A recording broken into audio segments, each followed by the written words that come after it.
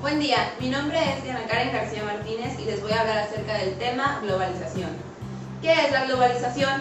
La globalización es un fenómeno inevitable en la historia humana que ha acercado al mundo a través del intercambio de bienes y productos, información, conocimientos, cultura y tecnología. En las últimas décadas, esta integración mundial ha cobrado velocidad de forma espectacular, debido a los avances sin precedentes de la ciencia, el transporte y la industria. Si bien la globalización es a la vez un catalizador y una consecuencia del progreso humano, es también un proceso caótico que requiere ajustes y plantea desafíos y problemas importantes. El proceso de la globalización económica se basa en la idea de que el comercio mundial y la especialización productiva permiten aprovechar de manera más eficiente las capacidades de cada país para producir los bienes que mejor pueden obtener o fabricar. De acuerdo con esta lógica, cada nación exportará las mercancías con las que más es competitiva, de manera que los beneficios obtenidos importen los productos que no pueden producir a bajo precio. ¿Cuáles son las causas de la globalización? Los procesos de la globalización se han visto favorecidos por diversas estrategias destinadas a consolidar el comercio mundial. La promulgación de leyes y acuerdos internacionales para favorecer la libre circulación de capitales, materias primas y productos manufacturados, así como la creación de bloques comerciales entre los que se encuentran la Unión Europea, Mercosur, BRIC y etc. ¿En qué nos afecta la globalización? La globalización ha desencadenado uno de los debates más intensos de la última década. Cuando la gente critica los efectos de la globalización, suele referirse a la integración económica. La integración económica se produce cuando los países reducen los obstáculos, como los aranceles de importación, abren su economía a la inversión y al comercio con el resto del mundo. Los detectores se quejan de que las disparidades que se producen en el sistema comercial mundial de hoy perjudican a los países en desarrollo. Los defensores de la globalización señalan que los países como China, Vietnam, la India y Uganda, que se encuentran abiertos a la economía mundial, han reducido notablemente su pobreza. Los críticos sostienen que el proceso ha significado la explosión de gente en los países de desarrollo, producto de perturbaciones masivas y aportando pocos beneficios. Para que todos los países puedan beneficiarse de la globalización, la comunidad internacional debe seguir esforzándose por reducir las distorsiones en el comercio.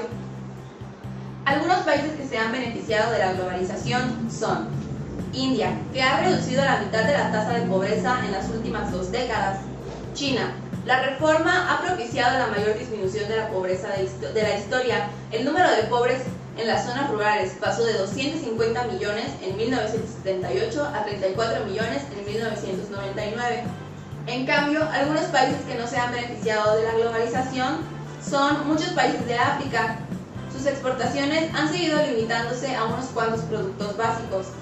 Algunos expertos señalan que las deficiencias de la política y de la infraestructura, la debilidad de las instituciones y la corrupción en los organismos públicos han marginado a diversos países. Otros creen que algunos aspectos geográficos y climatológicos desfavorables han dejado a algunos países fuera del crecimiento mundial. Las economías nacionales no viven aisladas, sobre todo en un sistema tan globalizado como el que tenemos. Sin embargo, algunos países parecen arreglárselas mejor que otros, pero como en todo en esta vida, las reglas pueden ser impuestas por los más ricos y poderosos. En los últimos 20 años, el capital ha adquirido cada vez mayor movilidad, gracias sobre todo a la interconexión de las economías. Los acuerdos internacionales han fomentado el comercio entre naciones. Todo el capital financiero puede invertir en todo el mundo. Ya sea en Nueva York o Mumbai, la globalización ha cambiado el terreno de juego para gobiernos, empresas y pequeños inversores.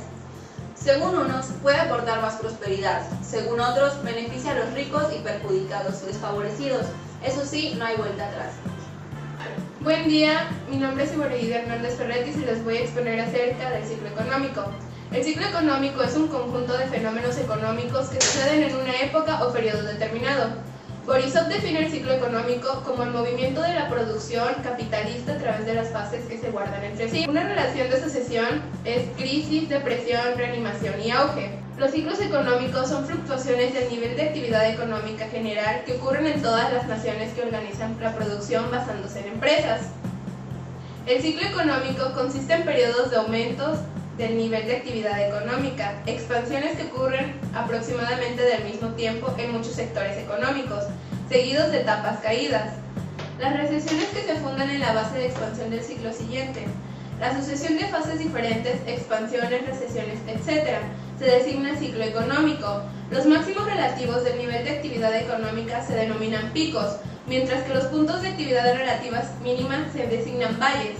Ambos puntos, picos y valles, se denominan puntos de giro de la economía y constituyen el ciclo económico o ciclo de referencia. Si un ciclo económico es el patrón más o menos regular de una expansión, una recuperación y contradicción, una recesión.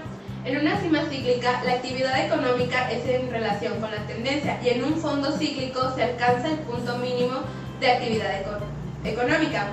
La inflación, el crecimiento y el desempleo muestran claros patrones cíclicos. Buen día, mi nombre es Fernanda Samayo Ruiz Hernández. El conjunto de fases entre dos crisis forman un ciclo capitalista. Con cada crisis, que es donde termina un ciclo capitalista, vuelve a empezar otro ciclo. Es por esto que la crisis es la fase principal del ciclo y representa la base del desarrollo cíclico de la producción capitalista. Las fases del ciclo económico son crisis, recesión, depresión, recuperación o reanimación y auge.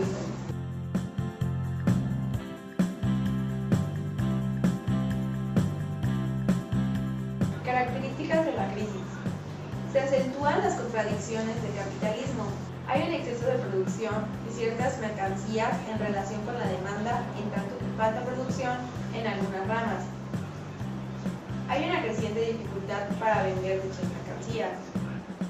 Muchas empresas quiebran. Se incrementa el desempleo y subempleo. Recesión. Existe el retroceso relativo de toda la actividad económica en general. Las actividades en general, las actividades económicas, producción, comercio, banca, etc., disminuyen de forma notable. Depresión. Hay periodos de estancamiento donde prácticamente se detiene el proceso de producción. Constituye la verdadera caída de la economía. En esta fase se van formando los elementos que permiten pasar a la otra fase. Estas fases se dan por el movimiento capitalista y no dependen de la voluntad del hombre. Recuperación. Fase del ciclo económico que se caracteriza por la reanimación de las actividades económicas, aumenta el empleo, la producción, la inversión y las ventas. Las variables económicas tienen un movimiento ascendente que se refleja en la actividad económica en general, tendiéndose al pleno el empleo. Auge. Fase del ciclo económico donde la actividad económica se encuentra en un periodo de prosperidad y apogeo.